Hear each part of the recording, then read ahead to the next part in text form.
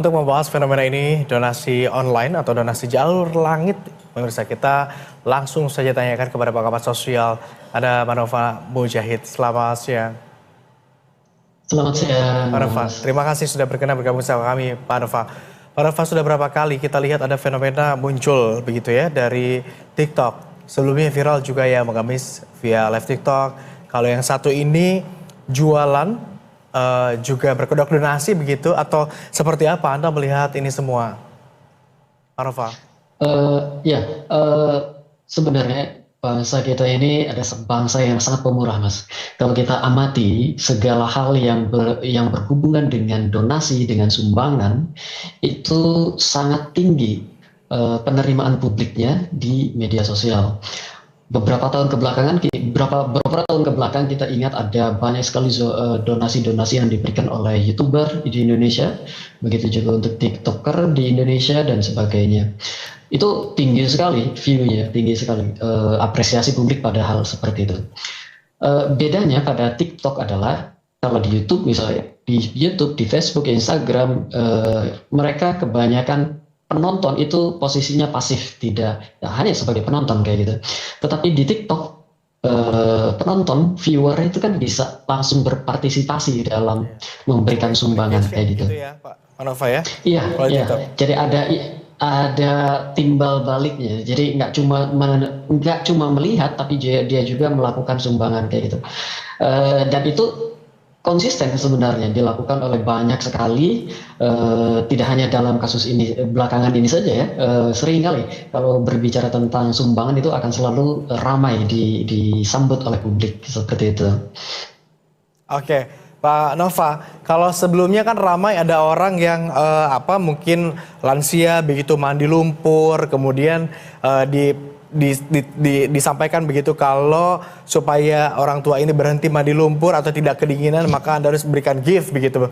Tapi kalau cara kerja yang live yang sekarang yang ini adalah TikTokers ini menjual barang. Sementara ada ratusan orang menunggu untuk mengharapkan gift dari para penonton. Sehingga kalau gift nggak diberikan, orang-orang tersebut akan terus mengantre gitu sampai lama, bahkan ada yang sampai sore dari pagi begitu ya. Menurut Anda ini juga modus dengan sebutan lain sebagai mengemis online atau memang bagian dari eksploitasi atau seperti apa? Pak Nova. Iya, kalau dari ininya, kalau dari modusnya, memang kita akan mudah sekali untuk mengatakan ini adalah cara baru untuk meminta itu ya sumbangan. Dan bahasa sangat kasarnya adalah itu tadi mengemis kayak gitu. Tapi fenomena ini kan bukan satu dua kali, Mas. Pemerintah juga sudah memberikan imbauan, banyak sekali netizen kita juga yang memberikan imbauan dan sebagainya. Tapi fenomena ini terus-terusan berulang. Yang saya khawatirkan adalah ini semua bisa dikatakan settingan gitu ya. Ini kekhawatirannya. Penontonnya dihadirkan di sana, ya memang sih kelihatannya cuma mengantri, tapi dia entah kayak mengantri itu kan menghabiskan waktu ya. Sedangkan dia bisa melakukan banyak hal lainnya dengan waktu yang dia miliki. Selain itu juga kita sebenarnya kalau kita ingat banyak sekali fenomena-fenomena untuk menaikkan popularitas dengan cara-cara yang kontroversial. Salah satunya adalah memberikan gift-gift semacam ini. Menaikkan popularitas, menaikkan jumlah follower itu nanti pada ujungnya akan dikonversi menjadi rupiah dengan cara dijual paling gampang atau dengan cara menjadi endorser dan seterusnya dan seterusnya. Biasanya paling awal yang dilakukan untuk artis-artis baru, artis-artis media sosial baru adalah memberikan giveaway atau memberikan sumbangan atau seperti ini meminta sumbangan, mengajak partisipasi publik untuk menyumbang seperti itu. Tapi ini adalah kekhawatiran saya, semoga itu tidak terjadi. Tapi lagi, kalaupun itu bukan itu pada ujungnya, saya kira bahasa mengeksploitasi agak ada benarnya. Mengeksploitasi orang untuk mengantri, meminta dan mengharapkan viewer untuk berpartisipasi memberi sumbangan kayak gitu.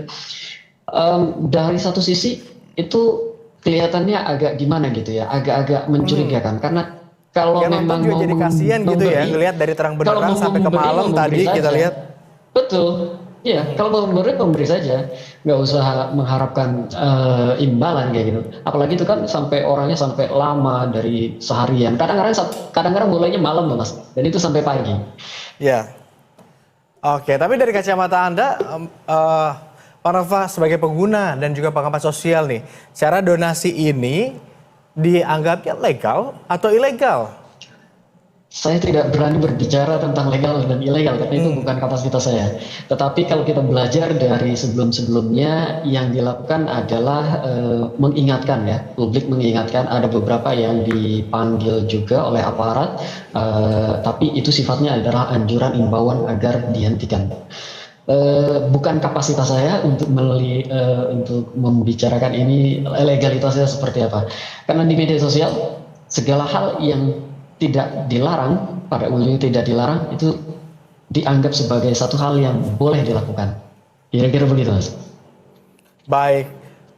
Pak Nova, terima kasih sudah berkenan bergabung bersama kami dan berikan insight soal fenomena ini. Tentu ini juga jadi perhatian kita bersama, begitu ya. Bagaimana fenomena khususnya live di TikTok ini terus berkembang dan tindak lanjutnya seperti apa nanti kita akan call bersama. Terima kasih sudah berkenan bergabung bersama kami di Berita Satu Siang, Pak Nova. Selamat kembali beraktivitas. Terima kasih.